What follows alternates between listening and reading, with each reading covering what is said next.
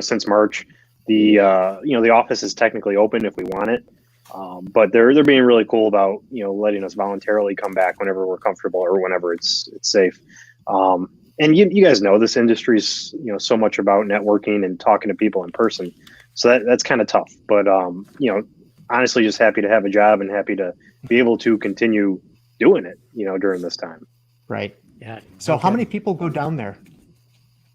Into the office before the pandemic hit, we had 50, 100 folks, and I'm talking editorial. Right. There's plenty of others, advertising, etc. And now I'd say maybe, I would assume less than a dozen are back there now. Although again, it is open and they have some social distancing measures in place if we do want to go back. Mm-hmm. Yeah, it's a completely weird world when you think about it. I mean, just watching the local news and see Bernie Smilovitz at his house. You know what I mean? It's just like how weird this is. Yeah, no, it's I can imagine it's even for you guys, being able to get this up and running every week had to have been tough. But it's funny, my office in Plymouth. So we sublease space in a larger office building, and I had to move my office from one place and then down the hall. And so what ended up happening was I packed my office, left, and haven't been back since. So I'm going to go back to some room that's going to be full of boxes. It's just going to be completely overwhelming. You know what I'm so upset about is that the Girl Scout cookies just showed up shortly before we all had to leave. So I got a couple unopened boxes sitting in one of the drawers of my desk that unfortunately will remain there for the foreseeable future. Doesn't matter. They'll stay for 100 years. That's right. That gives you something to look forward to. That's true. Jim, is anybody at Ford going into work, or is everyone working from home? Obviously the manufacturing community. Well, yeah. And some of the testing and design groups are in. But yeah, no, all the marketing and sales, finance, even like Bill and Jim Hackett are doing the global huddles that we have, from their homes. Wow. And, if you need to come in, like for a little piece, you go in, you do the safety checks, you get your temperature scanned. You have to answer the questions ahead of time, and then provide a code that says that you've self-evaluated, and then you can go in and out. Like I had to pick up stuff from the office that I needed since I didn't expect to be gone 70 plus days. Yeah, no kidding. But yeah, nobody's we're doing the best we can while being efficient while working remotely. Yeah, you remember like 3 months ago we all thought, oh yeah, we'll get like 2 weeks off. It'll be like a little vacation. Then we'll go back. It'll blow over. And yowza, it's not blowing over at all. Yeah. So Jim, where is your office? Which building is it in? Regent Court. So it's off of Ford Road in the Southfield. So we're just north of World Headquarters. Sure. The whole marketing and sales organization is housed there. Mm-hmm. They just redid those, which right? ones are those? That's the washer and dryer? No, it's just north of the washer and dryer. We affectionately call it the Blue Lagoon. The Blue Lagoon. That was going to be my next question. Ford has, and we did a story on this years ago. Ford nicknames things like no other car company does.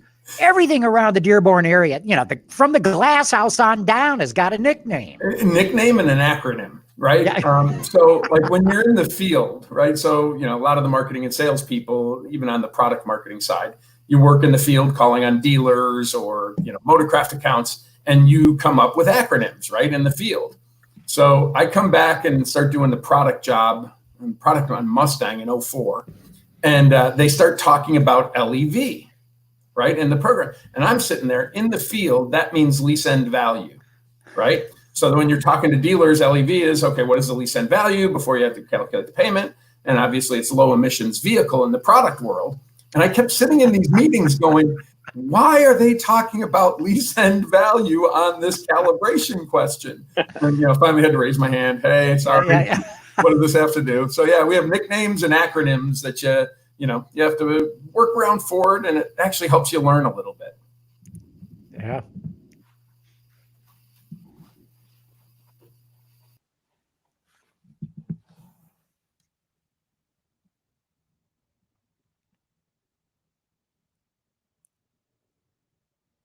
This is Autoline After. Let me try that again. This is Autoline After Hours, episode 514 for June 25th of 2020. The inside story on Ford performance. Watch Autoline After Hours live at Autoline.tv every Thursday at 3 p.m. Eastern Time. That's 12 p.m. Pacific. You can subscribe to this podcast for free by searching for Autoline in iTunes, Stitcher, or YouTube. Autoline After Hours is brought to you by Bridgestone Tires. Your journey, our passion. All right. Hello, everybody, but especially hello, Gary Vasilash out there in interconnectivity land. How you doing, John? I'm doing pretty good. That's good. That's very good. So here we are, another show, distanced. Yeah. Yes. Quite a bit distanced. Yes. So earlier today, there was an electric truck introduced in Lordstown, Ohio, the Endurance. And quite coincidentally, as you know, I sometimes come up with things that happened on this date.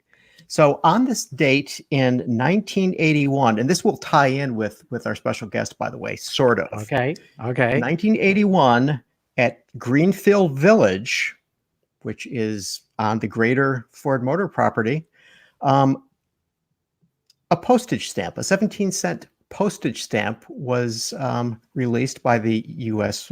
Postal System, which featured an electric vehicle. It was a 1917 Detroit Electric. So just imagine that. Well, 1917, that's pretty late for electrics. They were very popular before that. 1907, that's, if you had said 1907, I would have said, oh yeah, of course, that's when electrics had their heyday back then. They just needed something for the stamp. Come on. Yeah. Okay. Hey, we got to let everybody know we got Mike Martinez from Automotive News. There he is. Hello, Mr. Hey, guys. Mike. How's it going? Good. How are you doing? Hanging in there. It's been a while since you've been on the show. Yeah, it has. I got to tell you, it's nice not to have to drive out to the studio. I can do it from the comfort of the home. Yeah, That's right. shortens things up quite a bit. A little bit. Mm-hmm. Yeah, no kidding. Hey, let's bring on our special guest for today, Jim Owens with Ford Motor Company over at Ford Performance. Jim, it says Shelby and Mustang marketing at Ford. Is that what you're on right now, or are you doing all of Ford Performance? Yeah, so I moved since last time we talked. And John, I loved coming out to the parking lot last time because I had one of the Shelby GT350s that I drove out there, opened up the exhaust because you have that little loop back behind it, and then tested the line lock capabilities outside of your parking lot. Yeah. So, just like to do product testing when I can. Yeah, right now I'm focused on the Mustang and the Shelbys. Obviously, Shelby GT500 and GT350, which are Ford Performance derivatives. I've moved from the Ford GT program, which was, solely Ford Performance, and back over to some of the things that I love, Mustang and Shelbys. Yeah, who doesn't love that? It's hard not to. So, Jim, we were going to have you on last week's show, but you had to take a trip. Tell us about this trip you've just taken. So, we've, in the automotive culture, we've done some online car shows. But at the heart of the matter, car enthusiasts like to be together to demonstrate, not only their product attributes, but, how they clean and prep and condition their cars. So we were down in Tulsa, Oklahoma. The 46th annual Mid-America All Ford and Shelby Performance Meet started in the backyard of Jim Wicks's house 46 years ago. And the guy running it now is 43 years old, but he's attended 45 of the events because he was actually, his mom was there when she was pregnant with him, and he's been to every single one. But yeah, we got a chance to go down and reveal the Mach 1 to, we did the digital reveal like today with COVID, like with your show, John, we're doing it digitally, but we did a digital reveal. And then we decided that we were going to be able to go to Oklahoma, where we launched the 2003, the 0304 Mach 1 at this event. So we did drag strip, car show, road course, and, really got a chance to interact, with social distancing and keeping the stanchions up and, people are very respectful, but a chance to engage in the car culture live. Okay, but you didn't take Delta. You didn't fly from Metro to Tulsa. Tell us how you got there. Low Earth orbit. I was in a GT500. Actually, we drove some of the display cars down so that we could save on the obviously on the transport, but because we didn't want to fly. The GT350 with the Recaro seats for 10 of the 14 hours for my 56-year-old body was unique. And I traded off though to the GT500 with the heated and cooled and power lumbar for the return trip. But yeah, low Earth orbit in GT500s and GT350s. You can tell this guy's in marketing. He gets in, the lumbar supported, the heated, the Recaro, he's got them all. Hey, you sent us a picture too, Katie. Let's bring up that first picture there. Tell us what we're looking at here, because isn't this from the event you're talking about? Yeah, that's the event that we were talking about, and that's at Tulsa Raceway Park, which is the drag strip just outside of Tulsa. And what you see front and center is the 2021 Mach 1 appearance package that is available in fighter jet gray. Now, that is the only Mustang that will carry that color. And then to the left that you see the 03, and then to the right, an original owner, 69, who was a Vietnam veteran, ordered it through the military program, took delivery of it in Virginia Beach at Kim Knock Ford back when he returned from Vietnam. And the dealer had misordered it, because remember the Cobra Jet was an option and the hood scoop was an option, or the shaker hood was the option. So he had the dealer install it, and it's been that way ever since. Unique car. I love that gray, by the way, on the new one. It really speaks to, if you think about what Mach 1 is, right? It speaks to that fighter jet style, when, Jaeger broke the sound barrier in Glamorous Glynis, breaking the speed of sound and that fighter jet pilot mentality. We really wanted to have a color that not only highlighted the beautiful lines, but reflected that pursuit of speed that Ford has been doing since 1901. So, Jim, why don't you give our viewers a bit of background on the Mach 1 history? I mean, how did we get here? Well, that's it. Thanks, Gary. And, as John knows, I love to tell these stories. But 1901, Henry Ford, with his crew chief Spider Huff, did a 10-lap grudge match race with Alexander Winton at the Grosse Pointe Farms track. And it was a car called Sweepstakes. Crew chiefs were different back then. Instead of sitting up on top of the pit box, like, with the radio controls, they actually rode on the side of the cars. And Henry beat Alexander Winton in 1901 and used that money, sold the trophy, sold the car, grab investors out of the stands, and started Ford Motor Company 18 months later. So we have been pursuing speed since 1901, since before we were founded. And then if you think about it, as it evolved, like everybody remembers the 999 car, right? Breaking land speed records at 60 miles an hour.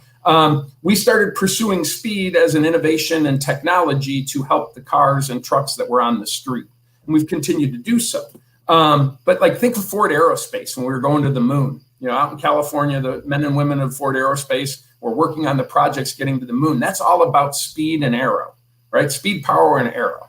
So if you think about it, 69 comes around, right? We've done the GT350s, done the GT500s, started the Boss 302 program. Bunky Knudsen comes on board, and we take that aero, that power, the personalization from the different engines and aero packages you could order on Mach 1, and go and set 260 plus land speed records with Mickey Thompson back at the Bonneville Salt Flats. So hey, go back to that Winton race where Henry Ford beat him and he won the trophy.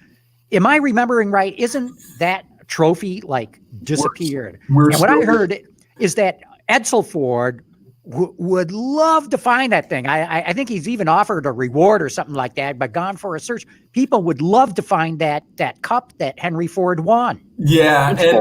We're still looking for it today. Back in 2001, when we celebrated 100 years of Ford racing, we actually rebuilt the original car So the Henry Ford had it in storage in a crate, and we took period correct components and rebuilt that car, and then built 2 replicas of it, because we bought it back not knowing it was the real. They thought it was a replica.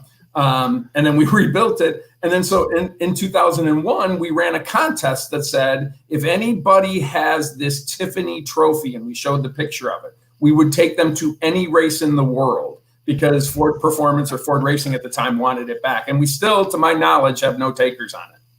Guys, I did a story on this a couple of years ago. I believe it's a punch bowl, right? And there was a dealer out in California, I believe, who 10, 20 years ago offered a new expedition to anybody who could locate this punch bowl. So I called him up. The dealer has since passed. His, I believe, the son or whoever is next in line owns the store. And when they redid the expedition a few years ago, they said, you know what? The offer still stands. We'll give you one if you can find this darn thing. It's probably in somebody's garage with, old newspaper sitting in it or something like that. And it'll show up on the Antiques Roadshow television program when we're all dead and gone and never get a chance to appreciate it. Yeah, we hope we can keep those pieces of history. The Henry Ford does such a great job, not only of Ford stuff, but the entire automotive world and mechanization world. But I'm sure that's a piece that the curators over there would love to have. Jim, the Mach 1 went away for a number of years. Why did you bring it back now?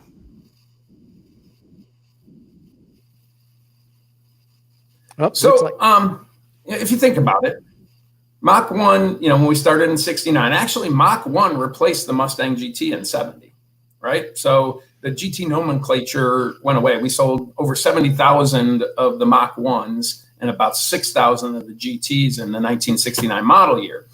So Mach 1 being about personalization, aero, speed, and performance had to mix at the right time. So you have it, my favorite 71, but 72, 73, 74, you have the Mustang 2 era.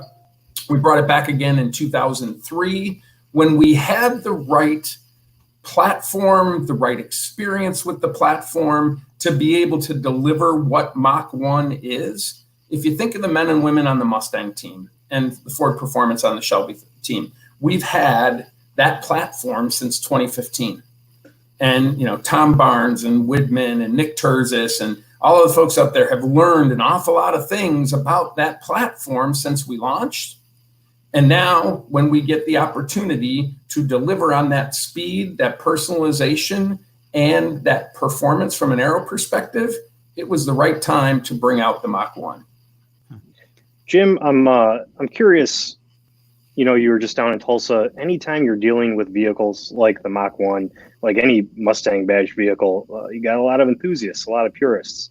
How hard is it balancing maybe some of their, wants and desires over what you guys feel you need to do with the vehicle? No, and Mustang is one of those brands that is, jointly owned between Ford and, the Mustang enthusiast, if you think about it. And a lot of us go down to the Woodward Dream Cruise, right? And all of the Mustangs that park, and hopefully we do something this year, but if not, I'm sure we'll do it in 21. But on Mustang Alley there, 9 Mile in Ferndale, the Bullet people park with the Bullet people. The Mach 1 people park with the Mach 1 people. The Boss, the Shelby, then you have your Roushes, your Steedas, your Salines. So everybody kind of parks together, and then they talk a little bit about their differences, right? What does my car do? Oh, the Black Bullet I have from 07 and 08. A little bit of the differences, but they mean something different to each consumer. And Mach 1 is even a little bit more so than your standard Boss and Shelby. If you think about it, you see the video of it running down there. That Mach 1 was, one of the ultimate personalized vehicles you could do. You could order engine, you could order aero, you could order stripes. So everybody on the Mach 1 has a different piece that they are most proud of. The sports roof on the back of the 71, that wider stance is my favorite, blue with white or blue with silver. But everybody has that. So what you want to be able to do is reach that design, and Anthony and Gordo from the design team that can scream Mach 1 and then deliver, working with the engineering teams, the performance attributes. And that's how you create one that is standing on the foundation of history, but bringing in the new Mustang Mach 1 customers that, when we celebrate 75 years of Mustang, they'll be talking about this one and their favorite, that black stripe with the orange calipers and the orange highlight. So that's kind of how you go about doing it. And, the design team and the production team, program team have done a great job hitting some of those key important components of the Mach 1.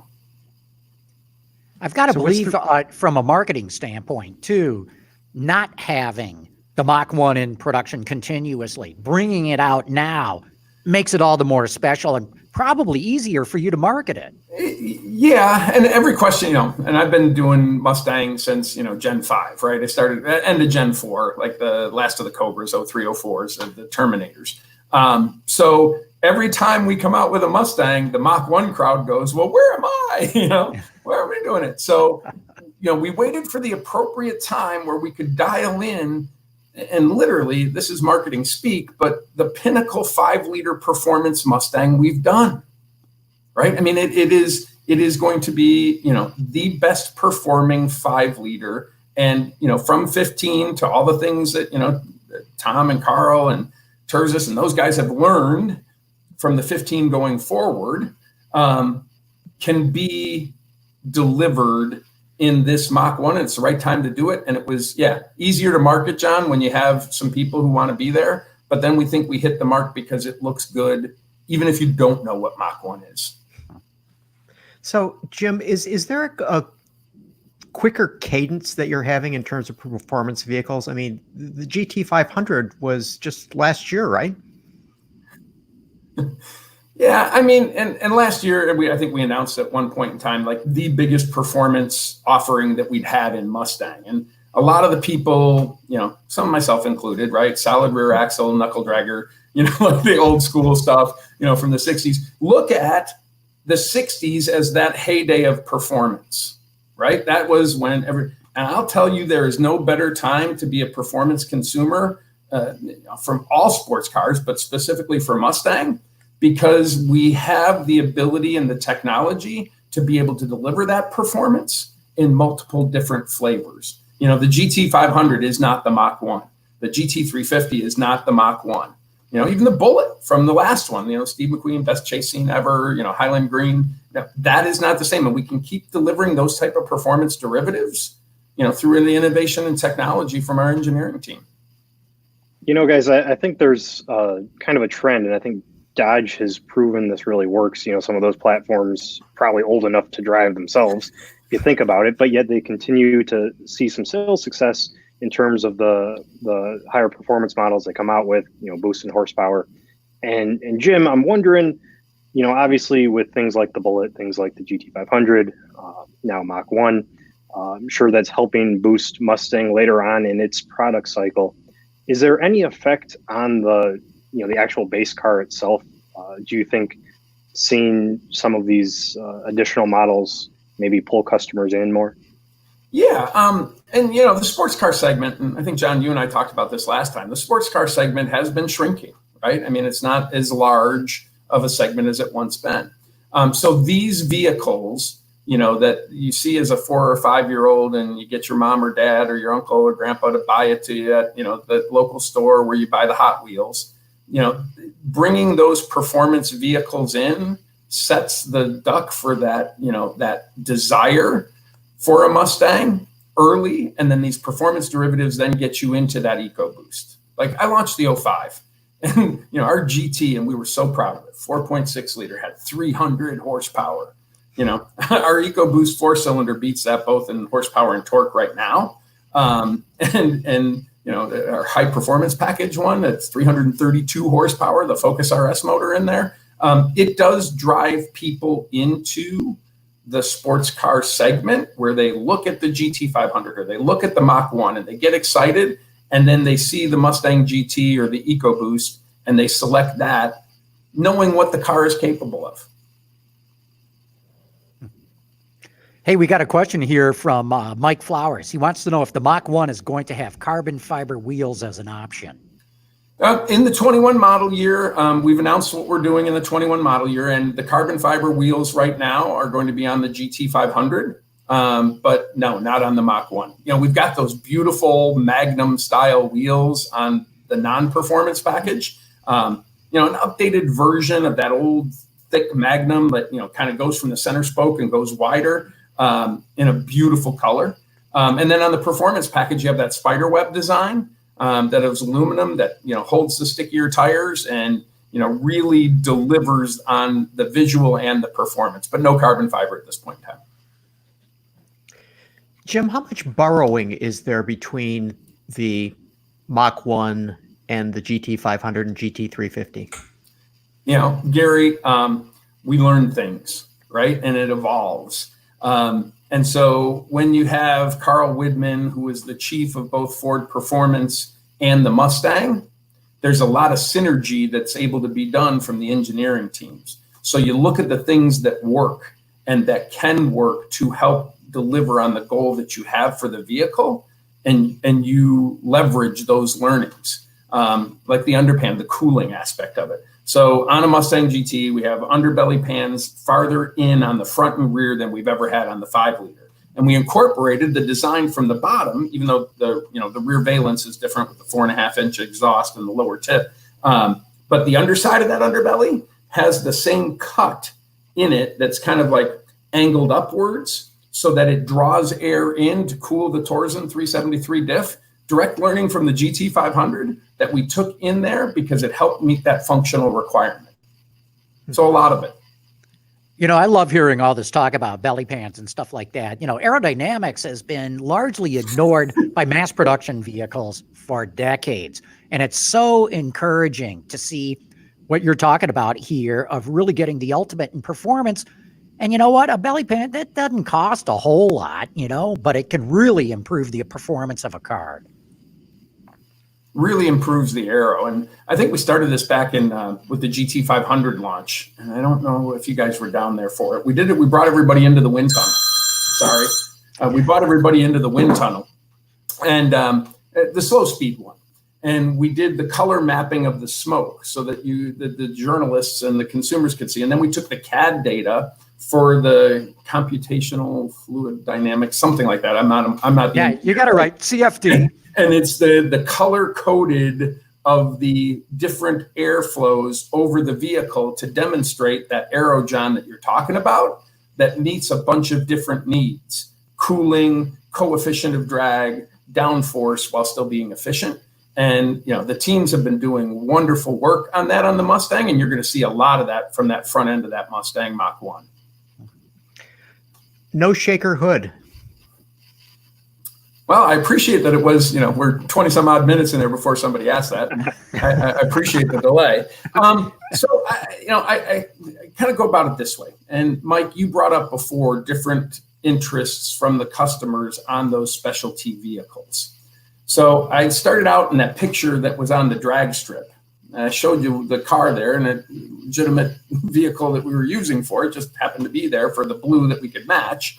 The shaker was actually an option on top of the engine option, right? So it was specific to that powertrain that was in that Mach 1. 0304, we had the one powertrain option, so you had the one shaker hood. So when the engineering team was looking at developing the best performing Mustang 5-liter that we've done, right? So we took what we learned from the Bullet. We took the Tremec 3160 from the GT350 and 350R. We took the 10R automatic. So the first time we're ever going to have an automatic in our performance derivative, like automatic transmission, not like a dual clutch, but like a true auto. We wanted to do things that improve the performance of the vehicle, and having the shaker hood in that center section with the configuration of the airbox really didn't enhance the performance. And quite frankly, John, to what you were talking about, reduces the aero, right? I mean, if it's not functional, it's drag, right? So we wanted to focus our efforts on building the best pinnacle 5.0 performance Mustang in a Mach 1. And the best way to do that was without the shaker hood. I'm sure, Mustangs are personalized, right? And you guys have gone out to SEMA every year. I am sure there are going to be SEMA suppliers and people out there who want to do Mustangs that are going to do all sorts of fun stuff to their Mach 1. That's historically what Mach 1 owners do. I'm sure there's going to be some fun things out there for them. Yeah, and you're right, Jim. If you put a shaker hood on that, the aerodynamicists would pull their hair out, right? and we've learned a lot since the 1960s when they put shaker hoods and big hood scoops on the hoods of cars. We now know that the best place for cool air intake is probably at the base of the windshield, where the cowl used to be, or, through the front end or underneath. So shaker hoods, I mean, there's a nostalgic appeal to them.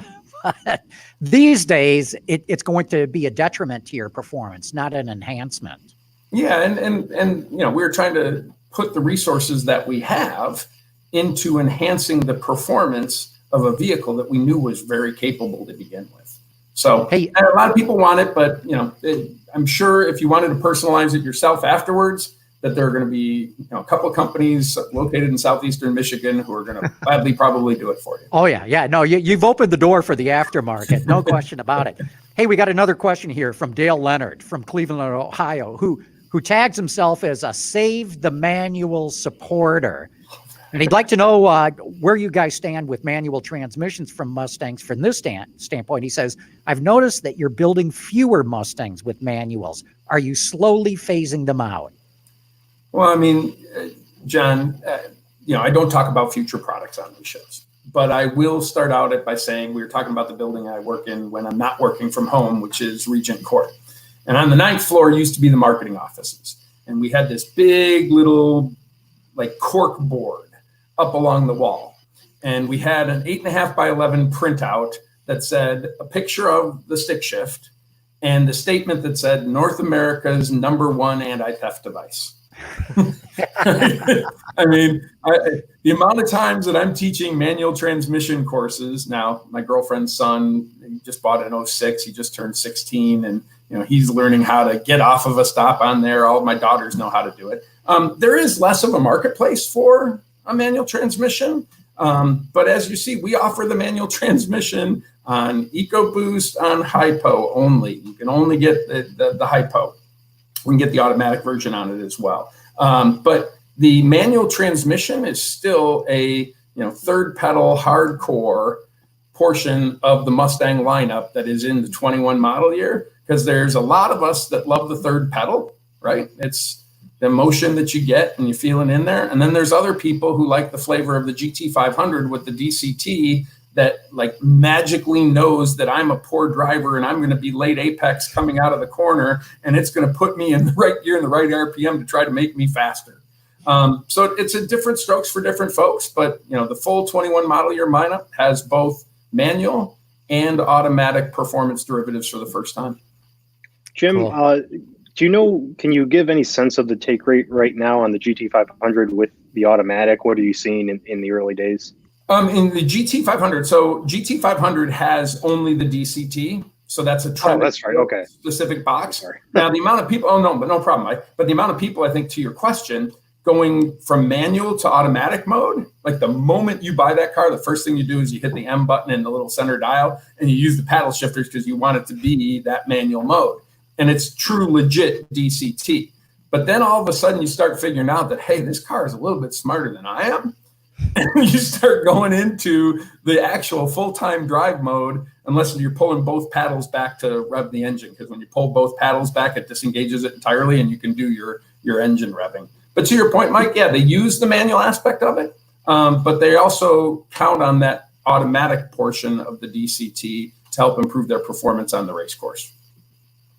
Jim, what are you seeing in terms of demographics of people that are interested in high performance Mustangs? Is it aging, or is there still a group of young people who are enthusiastic about these? Yes, there's always going to be that enthusiastic group on the performance side. And I'll use my girlfriend's son again as an example.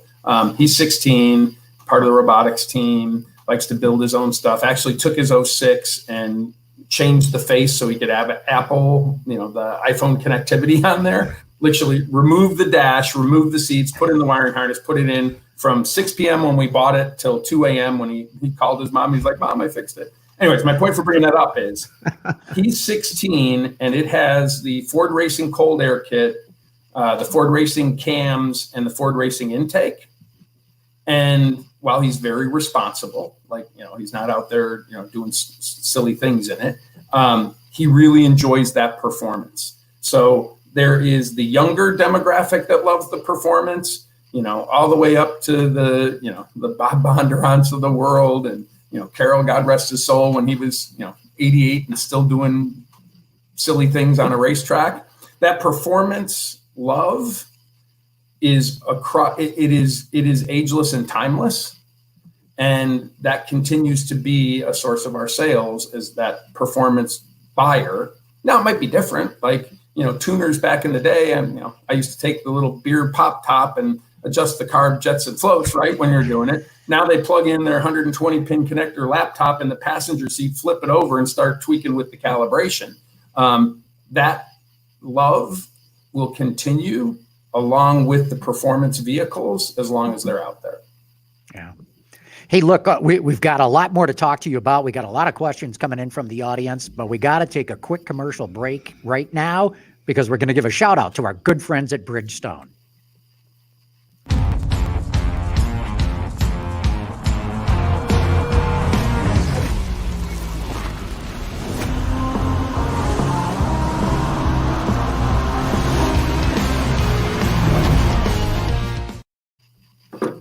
All right, we're back talking with Jim Owens from Ford, talking about Mustangs and Shelbys and all that good stuff. Mike Martinez with Automotive News is here with me and Gary.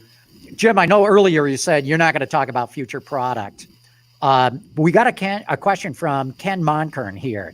He wants to know about a mid-engine Mustang. So let me preface it a bit, because I know you're not going to talk about future product, but Corvette just went mid-engine. Philosophically, what do you think about mid-engine? If you remember, John, I was on the Ford GT team, right? So when we went back and, we wanted to go back 50 years later and win Le Mans, right? And the team did a great job in going through there, and we're still selling the Ford GT today. That's a mid-engine performance vehicle that, everybody at Ford Motor Company loves. The Mustang has always been, a front engine, rear wheel drive, for the sports car segment of it. But, the Corvette with that mid-engine, isn't really a direct competitor for the Mustang as it goes. So it's not, to me, I love the Mustang front engine. Like I said, I'm a solid rear axle knuckle dragger, so my 07, so I can still skirt the back end out around. It's going not the fastest way around the track, but the most enjoyable. I'm one of those people who've really always enjoyed that front engine and rear drive. Yeah. So Jim, you mentioned Woodward before, and for those of us who grew up on the west side, it was Telegraph, and so that was where you did your quarter miles, right? So for the Mach 1, this isn't just a car that is supposed to go fast in a straight line. You guys have done things to the suspension. Could you talk a little bit about that? Yeah, and man, I can't tell you how excited we are for everybody to drive it. So the 5-liter with the 10R on the automatic side has a unique shifting calibration that is going to pull you from the seat of your pants upon acceleration, right? The handling package, the left and right, is mated to that 3160 manual transmission, with that front arrow in the handling package that you see in the picture, the gray one that was on the beginning of the show. It not only has the front valence and lower splitter, but then has another splitter on the front. Then with the GT 500 rear wing, you have the arrow for left and right. And then with the MagneRide and the Brembo brakes and the calibration that they've put on it, we cannot wait. Oh, and the Pilot Sport Cup 2s, a little stickier tire. We can't wait till those people get a chance to drive it left and right, because the performance from a track standpoint is there with the coolers. We've added the 2 outboard coolers to the 5-liter that do the engine oil and tranny. You have the rear axle cooler. It is going to be a stout road course car. And, like Mach 1 has been from the 60s forward, it is between that 5-liter and the high-end performance derivative. That's kind of where it sits. And we're going to be going to the far right side of that on the handling package. I think you guys are going to be really, really impressed with it on the road course, as well as the drag strip. So, Jim, I wanted to ask about the name, because for a brief moment in time, Mach 1 was going to be the electric crossover that is now the Mach-E, or at least that's what Ford had sort of floated out there. Could you take us behind the curtain into the product development process? Was that a serious name contender, or was that just something floated out there to see what the reaction would be? I don't recall how it came out. I'm not on that Mach program, the Mach-E program, although I am sit right across the desk from the Mach-E team, right? Like we sit in the offices right across from each other. When you talk about that Mustang Mach-E, what that was about was building an electric, the electric powertrain vehicle that had attitude and style. And if you look at the front of it, and even the sideline where it comes down on the back side of it, and the tri-bar tail lights and the center dash on that Mustang, on the Mach-E GT version of it, it screams, hey, you look at that and you see that it was influenced, by the Mustang, right?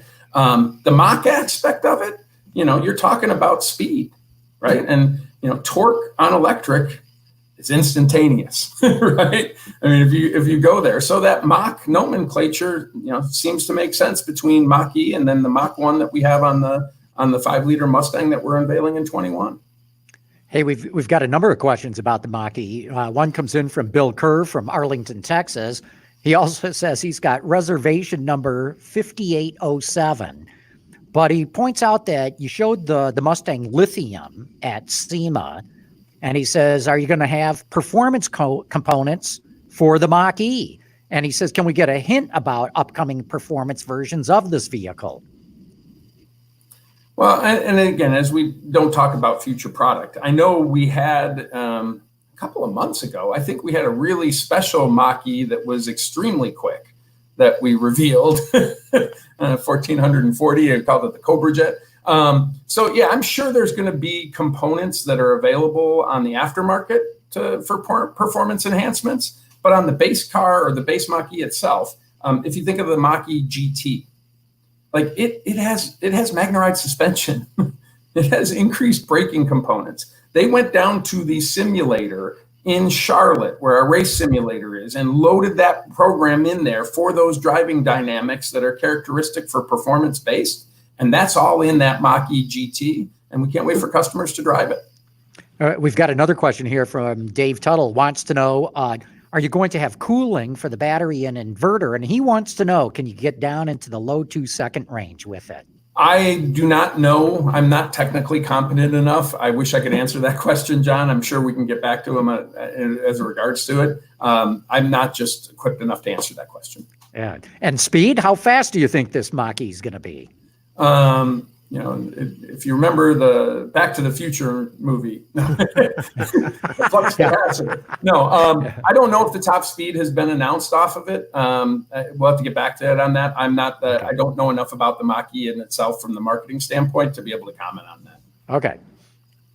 Jim, whether it's the Mach 1 or the GT500, the GT350, I mean, you guys are making these vehicles in limited quantities. Can you tell us, how do they get built? So I mean, when you sit and we're so proud of the men and women at Flat Rock, while we were going through the COVID, and that team, some of the members of that team helped build some of the personal protection and ventilator systems that we were building. So we're so proud of them doing it. Now that they're back on doing the Mustangs at Flat Rock, you have a certain number of derivatives that you could do basically each hour that you go through.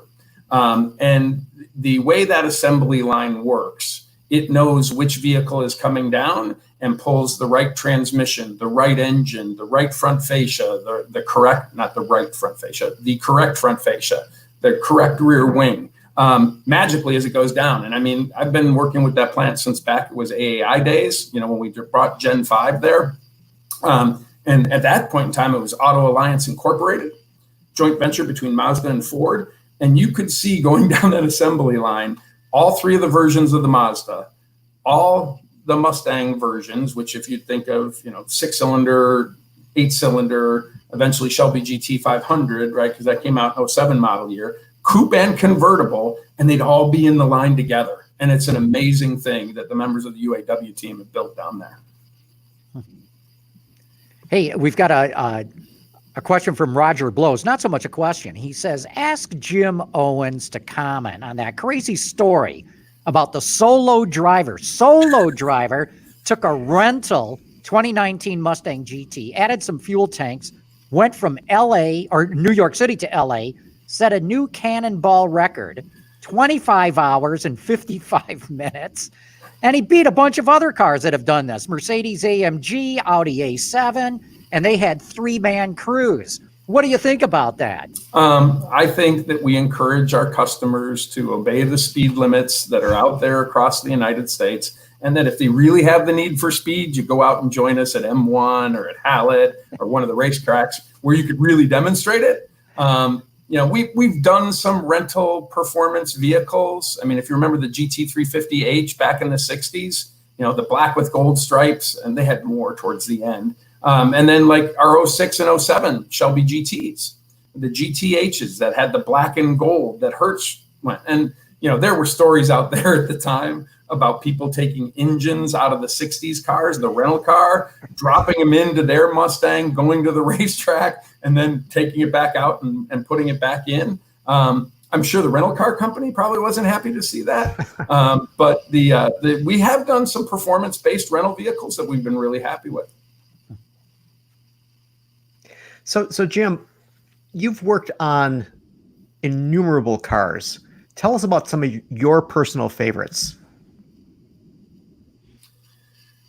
Man, okay. So I'm going to go a little bit old school here.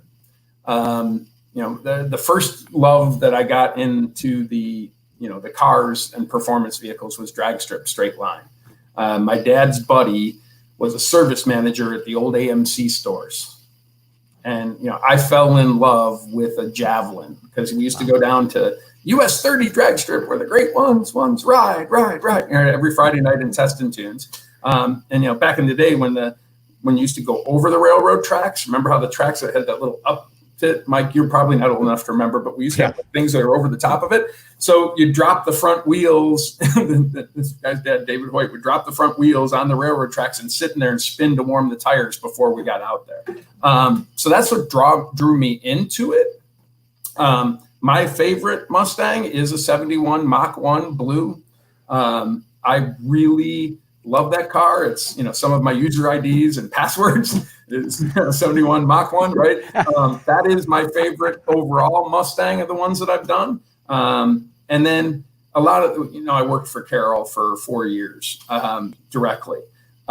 There is nothing, better non-production vehicle than the 2-seat, 289 FIA Cobra for just having fun. So on the street Mustangs, it's 71 Mach 1. The Cobras that Carroll does, and then, as Carroll Shelby would say, and the next one's my favorite, right? So I can't wait till everybody sees the next vehicles that we do. Yeah, Jim, I wanted to ask, I know you can't get into future product, but if you could wave a magic wand and fill a hole in the lineup or add anything you wanted to the lineup, what would that be? Yeah, I'm really comfortable with our 21 model year lineup. I really am. If you think about it, and I say that tongue in cheek, right? I mean, because I can't talk about future stuff. But for somebody who geeks about performance, if you think of the various vehicles we have out there, from that high performance package, don't call it a hypo, high performance package EcoBoost, you have the Bullet in there that is fun to drive on the track. Like I've done laps at Sonoma in that one and at Charlotte. Fun to go around the track, but even better to drive on the street. To the Mach 1 that you're going to have, to the GT350, to the GT500, to the 500 with carbon fiber track package, the Heritage Edition of the 2020 Shelby GT350 that's in Wimbledon white and Guardsman blue, historically tying back. I think we've got the best performance lineup we've had since I've been doing this, and it's been a while. So as you look at your competitors in Detroit, Does anything catch your eye over at either of those other companies? What I really like about this is, if you think of Carl Widman and Dave Parasak and Ed Krenz, who head up some of these vehicles that we do, nobody wants to be the first, second place finisher. And because of the teams that, Dodge is doing with their Straight Line and their Hellcat and their Demon and their Red Eye and, and the stuff that Camaro is doing, that group out there, it continues to challenge, so that the Mustang team wants to be ahead of that. And then, the Camaro team keeps up, and that performance competition is what I like about it. And I love where we stand with it. Hey, you were just talking about Carroll Shelby a minute ago. Adam Henderson wants to know, what did you think about the Le Mans movie? And did it help boost interest in Ford performance? I haven't seen any, direct facts and figures that said it helped boost Ford performance. I think it definitely told a, true American success story, pull up by your bootstraps. Chicken farmer goes on to be the only human on the planet who won as a driver, as a manufacturer, as a team owner. So I thought it was really cool from, American ingenuity standpoint, going on there and taking over Enzo. It was based on a true story, right? So that you could see a lot of the things that, the movie company took liberty with, and a lot of the things that, really reflected well. We thought it was just a great story for American ingenuity. And, we used to go out there and say, spoiler alert, Ford wins. Yeah. That's good. Hey, we got a question. Oh, sorry, go ahead, Gary.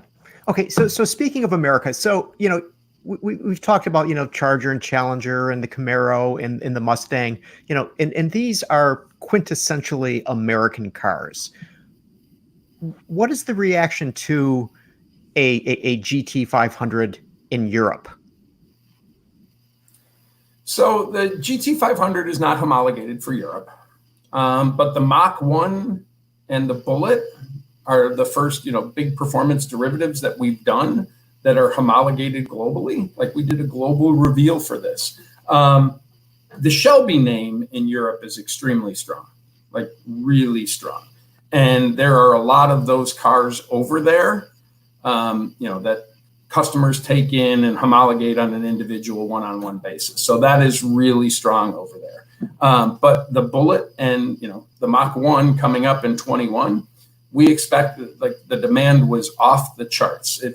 And I think in Bershka, we can get the exact quote, but we have been the best-selling sports car in the world, and it's because of things like Bullet and hopefully Mach 1 and 21 that allow us to stake that claim.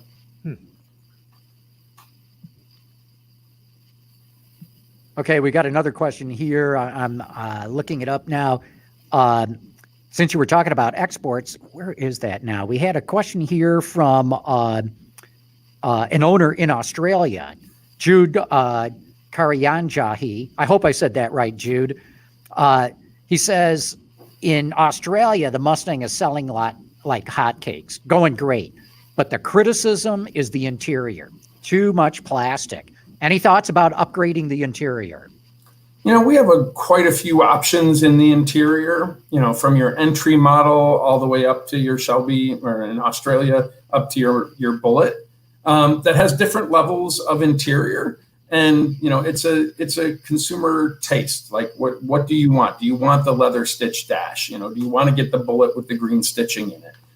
So we think there's an awful lot of choice for the consumers from an interior standpoint. And we always continue to look for consumer feedback for future stuff. Jim, what is the, talking about interiors? Okay. So what is the degree that you guys say, we want to have some heritage in these interiors, but we also know it's the 21st century. I mean, how do you combine those two things? Well, the Mustang hasn't become, the world's best-selling sports car 5 years running, without being visually appealing, both interior and exterior. And part of it is about looking fast, standing still. And so when you climb into that Mustang there with the deeper cones and the digital dash that represents some of it, you really get that feeling of having performance close at hand. That shifter is the specific distance that it needs to be for, the customers to grab it and pull it down when they're putting in the third pedal. So that interior, we believe, draws the exterior need looking fast, standing still from the exterior into the interior with performance close at hand. I noticed the cue ball shift knob, which is certainly a throwback element there. Yeah, I remember the old Hurst shifters. You remember the old 3-handle, 3-grip on there. Screw off the top and put on there. Yeah, that kind of gives it a unique feel when you're shifting it. Plus, it doesn't translate the heat. You see a lot of them with the metal and the alloy that are in the aftermarket available. There's a lot of RPM spinning in that tranny that is, the heat is going somewhere and it can get warm. That cue ball really feels like grippy and your hand doesn't get sweaty on it, and it looks really good as well. Jim, we got a couple of questions here. Tony Alonso and Ernie Packer wanting to know more about what about Barebones Mustangs with performance? No stripes, none of that. Ernie mentions the LX Barebones with a 5-liter V8 in it. Any thoughts to those, that kind of a layout? Yeah, and what we try to do with the Mach 1 is making personalization is not just about the exterior appearance of the vehicle. It's about your performance choice as well. You can order the 600A of the Mach 1, at the Barebones version of it, as the questioner was asking. Like, that is the entry one. You can choose that Mach 1, or you can choose the 700A package, or you can choose the 700A package with the appearance package, or you can choose the 600A with the handling package, or you can choose the 700A with the appearance and the handling package. So we have the entry, we've separated those options so that you could personalize it. So you can start with your Mach 1 at the entry level where you then want to do things to it yourself afterwards. So we think we've done a pretty decent job with that with the 21 Mach 1. Can you give us a sense of the price walk as we go from one to the other? Yeah, we haven't announced pricing in this yet. We're saying it's going to be available in the dealership spring of 21. So we will get to pricing closer to the fall of this year when the order bank opens. And we'll have pricing announcements at that time. Mach 1 has always been positioned between the GT and the whatever our performance high-end derivative is at the time, right? Back in the day, it was the Boss 302s or the Boss 9s, right? So it's going to be positioned in there from a performance standpoint and a target customer standpoint. Those customers in between the Mustang GT Premium, which is a wonderful vehicle with the PP1 that you can get on it, to somewhere between the Shelbys and the GT. As a target customer basis, and we will be announcing pricing in the fourth quarter this year. So who is that person? Who is that customer that opts for the Mach 1 rather than below or higher? So it's somebody who wants to be the fastest 5-liter ever. It is somebody who wants to have that road course car that can stand up to the rigors of a track day. It is one of those people who, from the initial demand of Mach 1, who remember the Mach 1s fondly that deliver it. But we think that the design team are going to be drawing this vehicle, with the new front upper and the new front lower and the striping and that lower grille aspect of it, that this is a sports car, regardless of whether or not what Mach 1 is, that's going to draw that driving enthusiast in as well. Jim, talk a little bit about the visual appearance of the front end, because that 69, you've got those headlamps inside the grille. That was one thing that just popped so easily. Seeing it come down the street, you knew it was a Mach 1. You've got some vestiges of headlamps, but not quite. Walk us through that. What's that all about? So you have the fog lamps in there, right? And if you think like Boss 302, right? They were set inside of the coolers, and for those who wanted to go out on track, you could pop off the key, like you could use your key and pop off the plastic so it would open air. Same thing with these. right? They're a little bit more outboard of the coolers as it goes in there, but there's going to be people who want airflow. Then there's going to be people who want to dress it up with, and if you think of Woodward and all of those unique lighting sequences that you see at night driving up and down Woodward, I'm sure there are going to be customers that want to personalize that front end and maybe put in their own type of lamps associated with it. So, that's an interesting point you make. You'll let some things for the customizers and the aftermarket. Where do you draw the line? Where do you go, you know what? Let's let them do this. We're going to do these other things. So we could do absolutely every single thing on Mustang that we could think of, and SEMA would still run next year. Right? Right? Because it's about making the Mustang your own. So we go after those performance and appearance items that we think represent the Mustang brand well, and then allow for customization to be built from our Ford Performance and our Ford Customer Service Division, who offer accessories and all those other things out there, as well as a group of SEMA, so that they could take it individually and make it their own Mustang. Jim, I wanted to ask kind of a broad question. I know you've been involved with Ford Performance for a while. Kind of the racing aspect. One thing that I've enjoyed about Ford Performance and the racing is that you guys hide a lot of things in plain sight, on the racetrack. I know the GT's powertrain, you ran that as a prototype, the year before it was introduced. I think Bronco R has some hints to what the Bronco will be later on this year. What should we be looking at right now in terms of the racing side and what you guys are taking into the production side? Yeah, and I'm not part of the team anymore on the racing aspect of it under Ford Performance. Mark Rushbrook and his entire team are running that globally. And there's never a thing, sorry for the ear popper. You can't say specifically, I can't go and say, well, this component from this race actually went into this car, because I'm not as involved in it anymore. But there is a tech transfer that goes on from the racetrack that makes it into the production vehicles. Henry, and the story in 1901, he didn't win because he was the fastest, actually, right? He had something wrapped around his firing mechanism that I think came from the dentist or something like that helped protect the dirt on that dirt track from inhibiting the firing mechanism that, kept the car going. And, that became like one of the first automotive patents. And I can't remember, maybe the spark plug, but when he came out there, that technology that he learned that he wanted to do from the race ended up in being in the cars later in life. And that's what the magic of Ford racing is. It's not just a corporate varsity sport. It is a hotbed and a test bed for the engineering prowess of Ford Motor Company to make it into those vehicles later. So, to use the cliched term DNA, I think arguably it might be relevant in this case, going back to 1901. As car companies, begin to have to look at automated driving and more electrification and on and on and on, there are a lot of mouths to feed. Does a performance team get fed well? I think you can see from the output of the most performance derivatives that we have had in Mustang, that there continues to be, the Ford Performance engineer men and women who take the base products and work closely with the base products to deliver those performance models. And, it's so exciting to have that out there. So I think the 21 lineup with as many Mustangs as, performance-based Mustangs as we've had is, a good reflection on Ford Performance.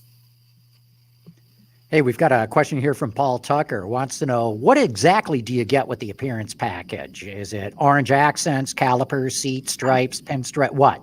Yeah, so it is only fighter jet gray. So you get that unique exterior color. It is the black with the orange highlighted stripe around. You go to the side and the orange calipers carry that coloring line across. Then you go into the interior and you have the bright orange bar on the interior seat that's right above the belt line. So as you're looking across, you see the orange on the lower stripe, and then you see the orange from the caliper, and you see the orange going across there that matches, so well with that fighter jet gray. Those are the major appearance items that are different. on that appearance package. But that fighter jet gray unique color, having that one of one Mustang means something to those customers. And that is the only car that color will be on in the Mustang lineup. And Jim Bates wants to know, what size wheels do you get on it? So on the base one, you have the 19s and then the 9.5s on the front.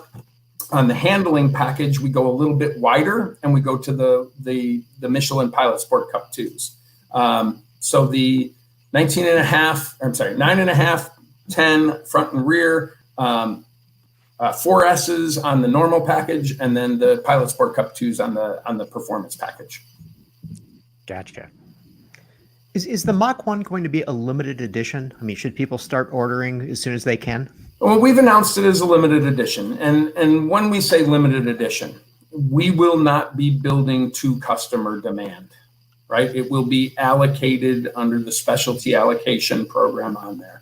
The ordering system's not open yet for 21 model year. And we haven't obviously announced pricing. We won't announce a production number.